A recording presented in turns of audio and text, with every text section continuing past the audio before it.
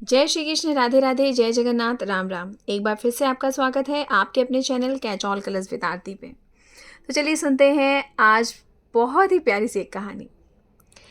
एक बार एक भिखारी किसी किसान के घर भीख मांगने गया। किसान की स्त्री घर में थी। उसने चने की रोटी बना रखी थी। किसान आया, उसने अपने बच्चों का मुख चूमा। स्त्री ने उनके हाथ पैर धुलाए। वो रोटी खाने बैठ गया। स्त्री ने एक मुट्ठी चना भिखारी को भी दे दिया। भिखारी चना लेकर चल दिया।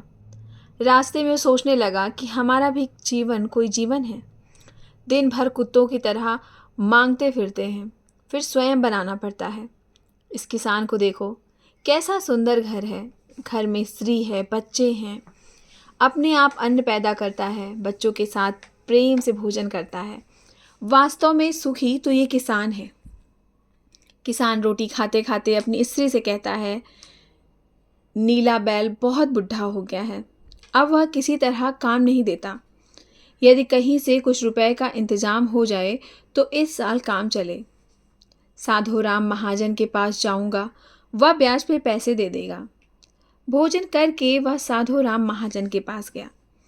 बहुत देर चिरौरी विनती करने पर 1 रुपए सैकड़ा सूद पर साधु ने रुपया देना स्वीकार किया।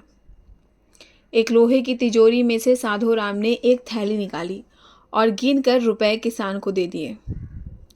रुपए लेकर किसान अपने घर को चल दिया और रास्ते में सोचने लगा कि हम भी कोई आदमी हैं।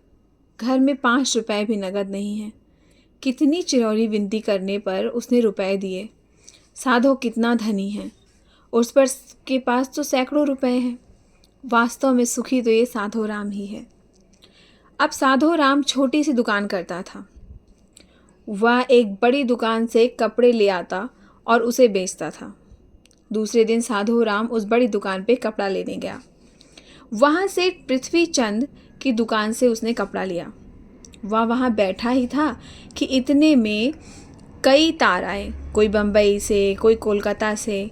किसी में लिखा था 5 लाख का मुनाफा हुआ, किसी में 1 लाख का मुनाफा हुआ था।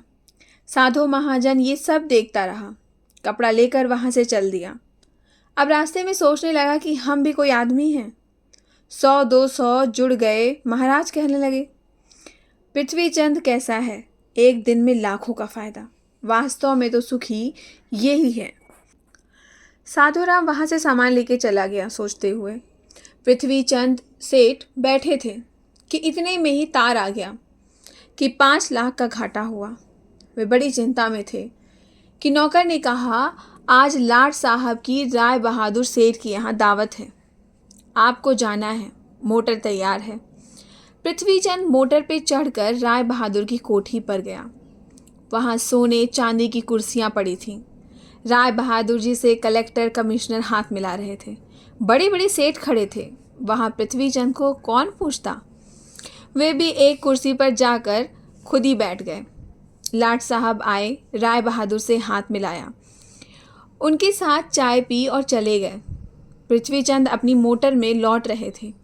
रास्ते में सोचते आते थे कि हम भी क्या कोई सेठ हैं। 5 लाख के घाटे से ही घबरा गए। राय बहादुर के देखो कैसे ठाठ हैं। लाट साहब उनसे हाथ मिलाते हैं। वास्तव में सुखी तो ये ही हैं। अब लाट साहब के चले जाने पर राय बहादुर के सर में दर्द हो गया। बड़े बड़े डॉक्टर आए।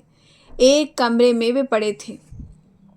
कई तार घाटे के एक साथ आ रहे थे। उनकी भी चिंता थी।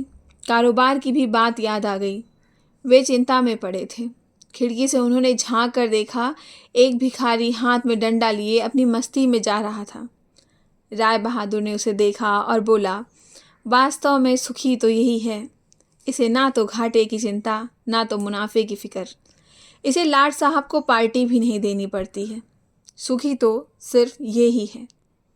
अब इस कहानी का मतलब ये है, इतना सा ही है कि हम एक दूसरे को सुखी समझते हैं, पर हम ये नहीं सोचते कि वास्तव में सुखी है कौन।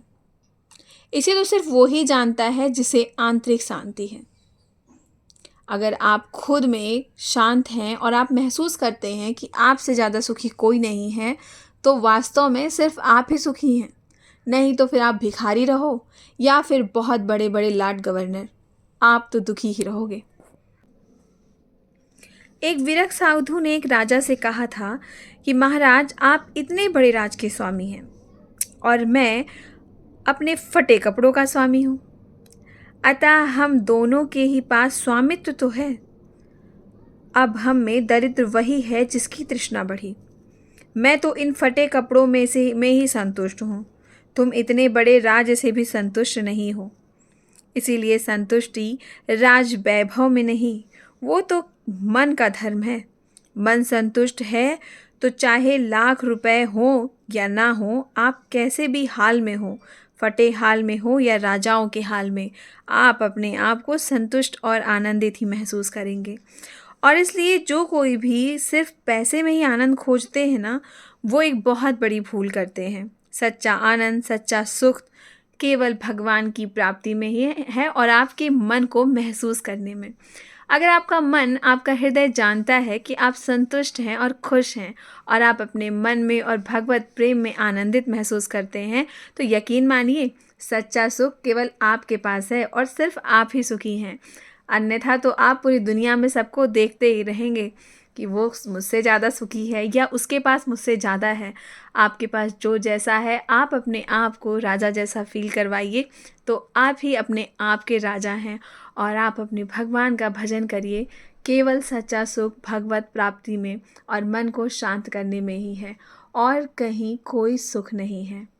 आपको कहानी कैसी लगी ज़रूर बताइएगा। फिर मिलेंगे ऐसी ही किसी कथा, कहानी और किस्से के साथ। तब तक के लिए जय श्री कृष्ण, राधे राधे, जय जगन्नाथ, राम राम।